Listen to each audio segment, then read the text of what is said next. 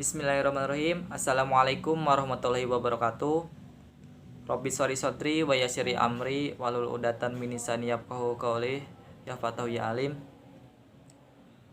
Puji syukur marilah kita panjatkan kehadirat Allah Subhanahu wa taala, karena dengan rahmat dan ridhonya kita bisa merasakan nikmatnya iman, nikmatnya Islam, nikmatnya panjang umur. Dan sholawat dan salam semoga tetap tercurah limpahkan kepada junjungan alam, yaitu Habibana wa Nabiyana Muhammad sallallahu alaihi wasallam. Teman-temanku yang berbahagia, sudah hampir 3 bulan kita tidak bisa bertemu, kita tidak bisa beraktivitas seperti biasanya, ya, karena yang kita sama-sama ketahui bahwa kita sedang diuji oleh pandemi yang diakibatkan oleh COVID-19. Pandemi ini tidak hanya menyerang Indonesia, tetapi hampir menyerang seluruh dunia. Saya jadi teringat firman Allah, Bismillahirrahmanirrahim.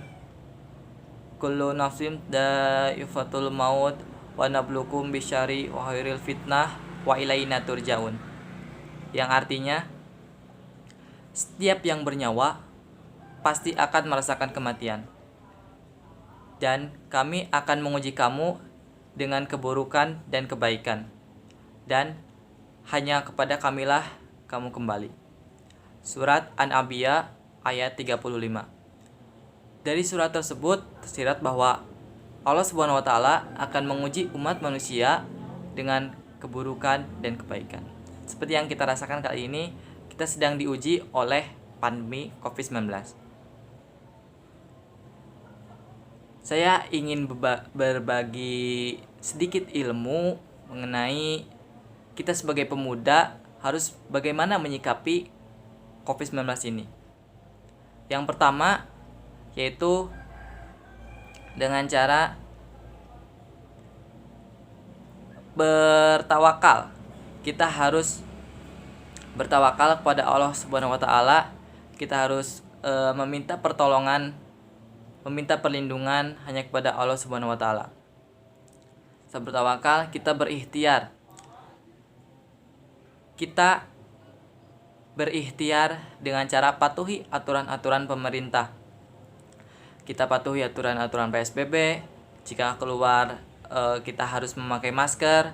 Terus kita harus jaga kebersihan dan segala macam untuk mencegah COVID-19. Kita harus patuhi itu semua. Kita harus berikhtiar. Setelah kita bertawakal, setelah kita berikhtiar, lalu yang harus kita lakukan selanjutnya adalah memanfaatkan waktu dengan sebaik-baiknya. Banyak dari teman-teman pada bulan-bulan sebelumnya, sebelum ada pandemi, ingin banyak beristirahat di rumah, banyak memiliki waktu di rumah. Nah, sekarang sudah dikabulkan oleh Allah Subhanahu wa taala. Kita memiliki sudah hampir 3 bulan waktu di rumah, dan kita harus benar-benar memanfaatkan waktu itu dengan sebaik-baiknya. Selama kita di rumah, kita harus memanfaatkan waktu dengan sebaik-baiknya. Dengan cara bagaimana? Dengan cara kita memperdalam ilmu agama.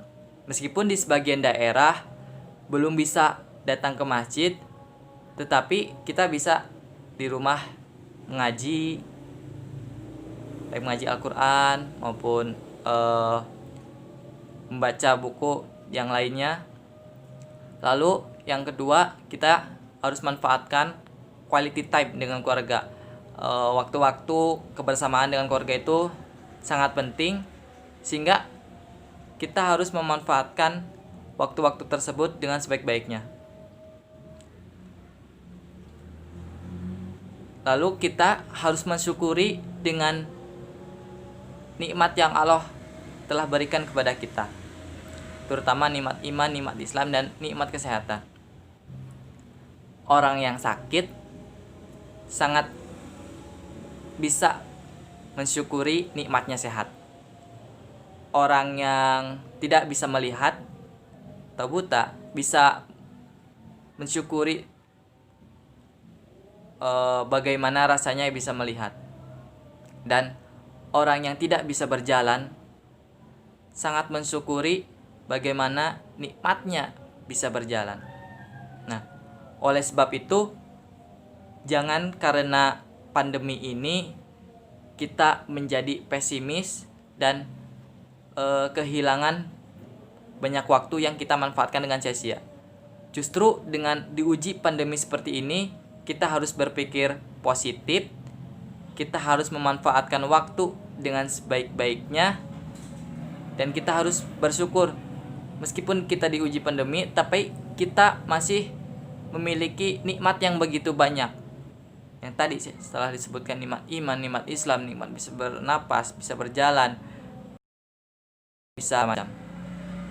Mungkin cukup sekian yang dapat saya sampaikan. Semoga bermanfaat untuk kita semua. Akhirul kalam. Wabillahi taufiq wal hidayah. Wassalamualaikum warahmatullahi wabarakatuh.